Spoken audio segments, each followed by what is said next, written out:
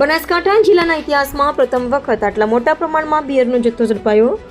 Palanpur local crime બ્રાન્ચને Deesa rural police મથક વિસ્તારમાં આવેલા વિઠોદર 4 રસ્તા નજીકથી રાજસ્થાનથી ગુજરાતમાં ગેરકાયદેસર રીતે ઘૂસડવામાં આવતો બિયરનો વિશાળ જથ્થો એક ટ્રેલર ટ્રકમાંથી ઝડપી પાડવામાં સફળતા મળી છે.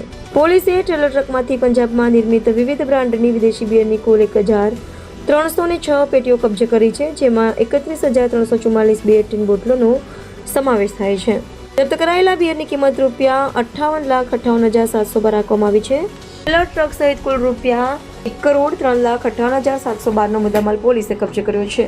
ચોક્કસ બાતમીના આધારે પાથાવડા ડીસા હાઈવે પર વિઠોદર 4 રસ્તા નજીક નાકાબંધી ગોઠવવામાં આવી હતી. નાકાબંધી દરમિયાન આજે 19GJ0022 નંબરના ટાટા ટ્રેલર ટ્રકને રોકીને તપાસ કરતા તેમાં ચોખાના ભૂસાની યાર્ડમાં બિયરનો જથ્થો સંતાડેલો મળી આવ્યો હતો. પોલીસે સમગ્ર જથ્થો કબજે કરી ટ્રેલર ટ્રકના ચાલક સામે ડીસા રૂરલ પોલીસ મથકે કાયદેસરની કાર્યવાહી હાથ ધરી છે.